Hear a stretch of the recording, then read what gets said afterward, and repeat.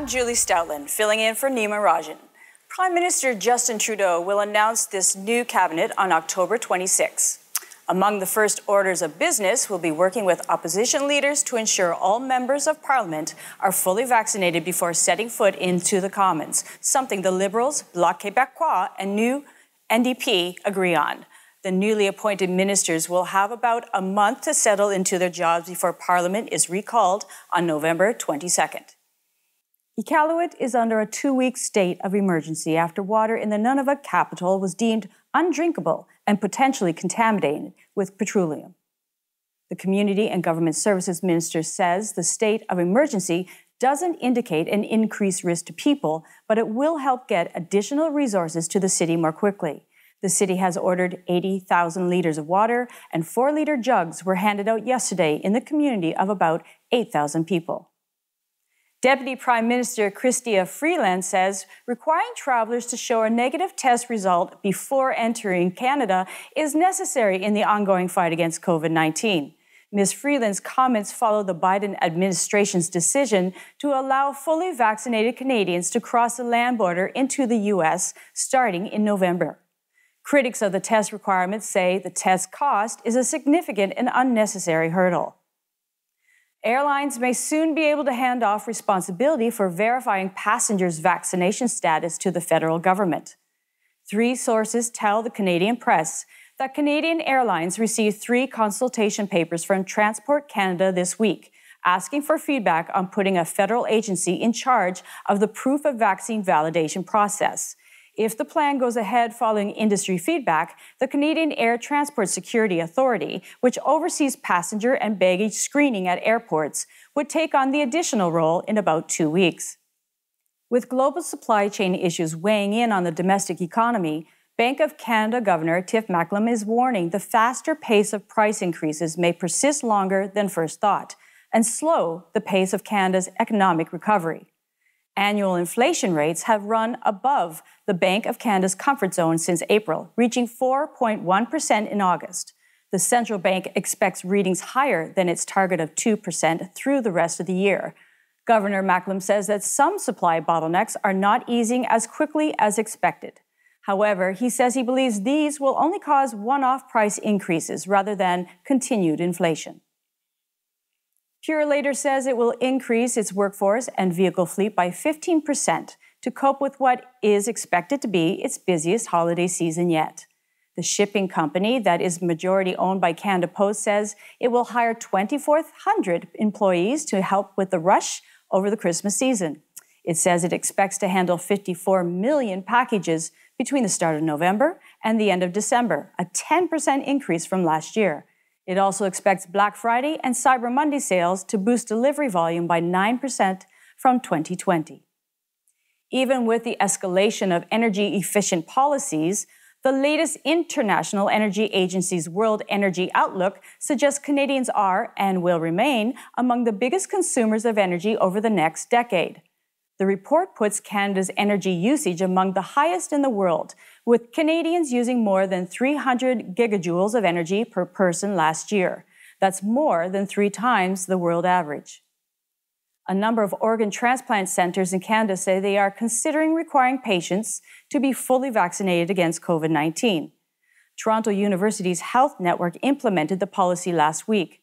However, centers in Western Canada are currently saying they are only strongly recommending all pre-transplant patients to get vaccinated.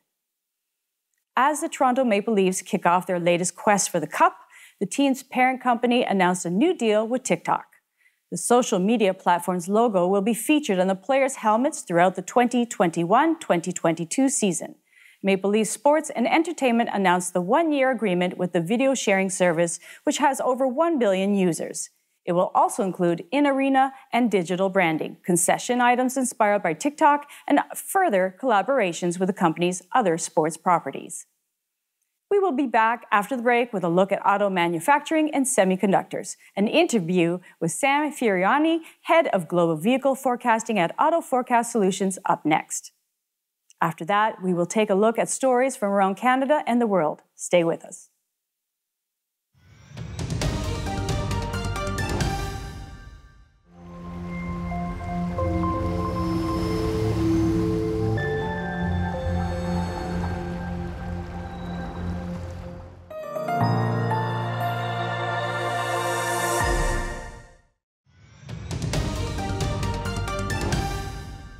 Finance Minister Chrystia Freeland says she is watching for any signs of bottlenecks at Canadian ports during the recovery from the COVID-19 pandemic. Ms. Freeland suggests she hasn't seen difficulties similar to those south of the border caused by the rise in demand for consumer goods. TikTok, an app best known for dancing videos with 1 billion users worldwide, has also become a shopping phenomenon. National chains, hoping to get TikTok's mostly young users into its stores, are setting up TikTok sections reminiscent of as seen on TV stores that sold products hawked on infomercials. The hashtag TikTok made me buy it has gotten more than 5 billion views. TikTok wants a cut of those viral product sales and is gearing up to challenge Facebook as a social shopping powerhouse.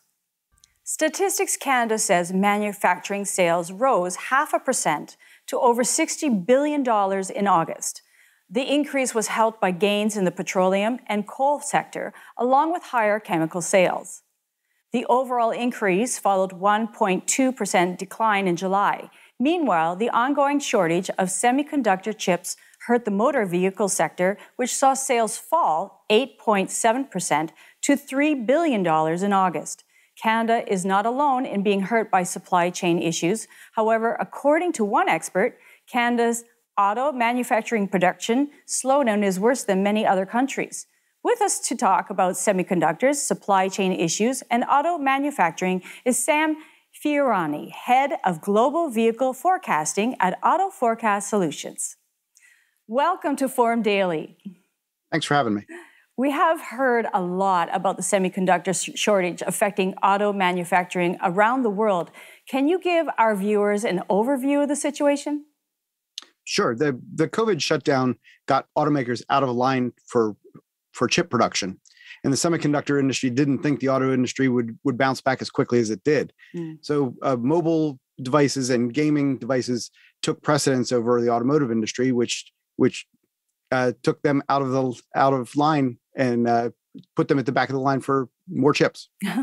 Global supply chains affect many countries. However, in an interview with the Canadian press, you said Canada is especially hard hit. Can you elaborate on that? Well, the Canadian footprint is smaller than the U.S., and North America works as a whole. And moving the volume from Canada was relatively easy for the vehicle manufacturers because either they had other plants producing products or they were less desirable than products built elsewhere. So it took Oakville and Ingersoll out of production, which supply older sport utilities. What is the current state of production in the country? Well, currently, Ford is up and running, albeit at a lower rate, and General Motors has a hold on the Ingersoll plant at the moment. They've been down for between 160 and 180 days this year. And the Ingersoll plant builds the Chevrolet Equinox, which is also built at 2 plants in Mexico. So they have that redundancy where they could shift production to Mexico if they want to. Plus the fact that Ingersoll is working on transitioning to a new product come next year. When was the last time production was this low? You'd have to go back quite a ways. The Great Recession production dropped under 1.5 million. And last year, we saw production drop under 1.2, 1.3, and we're now under 1.3 this year. So this is the lowest it's been in a long time. We have seen that some companies have prioritized some vehicles over others. How has this impacted Canadian manufacturing and Canadian auto workers? Well, the Ford and General Motors especially have prioritized full-size pickup trucks, which are not built in Canada yet. And so they've prioritized those vehicles built in the U.S. and in Mexico over Equinox and Ford Edge and Lincoln Nautilus built in Canada. The chips have to go to the profitable vehicles, and those are the most profitable vehicles they have. When do you expect the situation to improve? Through 2022, we're going to see more chips coming in, and production should increase as we go through the year. But we won't see a full improvement in this situation before the end of 22 and possibly into 23. Wow. Lastly, what should viewers keep in mind when they are looking for a new vehicle in times like these? First of all, is patience. There aren't any vehicles to purchase, and there won't be any. And unless you can take the time to order a vehicle, then wait your turn and wait for the supplies to come back, or else you have no negotiating power at all. Thank you so much for joining us today. Thanks so much. We will be back after the break with a look at stories from across Canada. BC brings in new health restrictions. Ontario doctors are urged to return to in-person care. And Nova Scotia's government proposes a buffer zone around health facilities. These stories and more when we come back.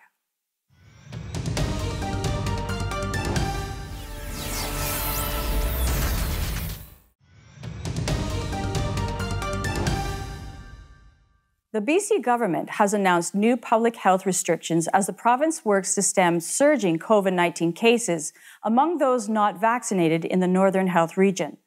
Social gatherings have a cap of 5 for indoor settings and 25 for outdoor, while indoor organized events are limited to 50 people and 100 can gather for outdoor events. Personal gatherings indoors and outdoors are restricted to only those who are vaccinated, and in-person worship services are cancelled along with other restrictions. Provincial Health Officer Dr. Bonnie Henry says the measures will be in place until November 19th. Freight train traffic has been scratched off the list of possible causes of the deadly wildfire that destroyed much of Lytton, BC. The Transportation Safety Board says unless compelling new information comes forward, it is closing its investigation. Both the RCMP and the BC Wildfire Service are continuing their probes into the fire that killed 2 people and wiped out most of the village. The Lake Jane fire burned during a record heat wave when the temperature hit 49.6 degrees Celsius. Alberta's chief medical health officer has apologized for saying a 14-year-old had died from COVID with underlying medical conditions. Dr. Dina Hinshaw says the initial information Tuesday on the teen's death changed upon review and showed that COVID-19 was not the cause. She says the province's policy on reporting deaths is to balance the timely release of information with accuracy. Dr. Hinshaw says now suspected COVID-19 deaths of those under 18 will not be reported until a thorough review process is complete. After sitting well into the evening to pass bills implementing the spring budget, the Manitoba legislature has wrapped until the governing Progressive Conservatives pick a new leader.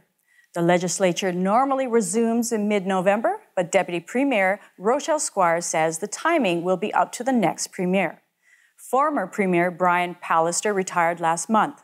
The Tories will choose their new leader on October 30th by mail-in ballot.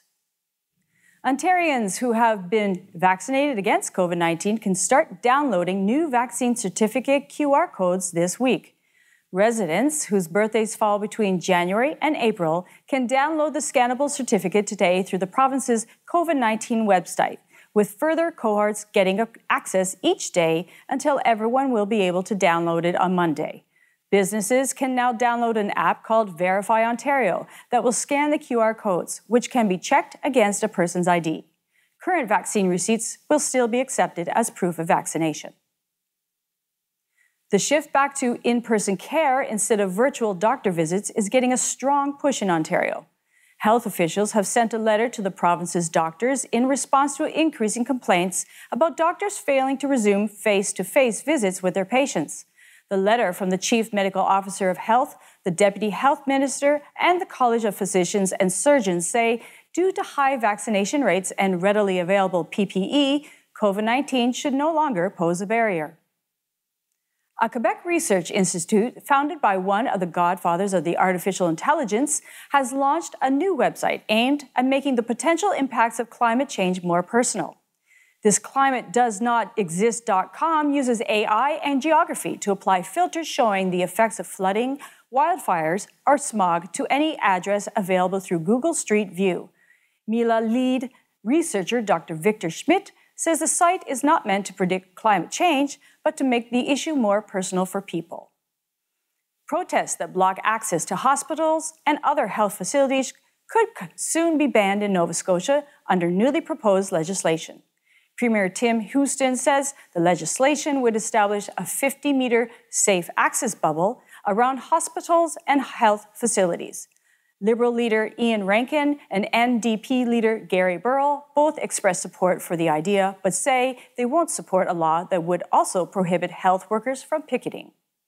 A Newfoundland fried chicken empire has bought the naming rights to a sports and entertainment complex in downtown St. John's.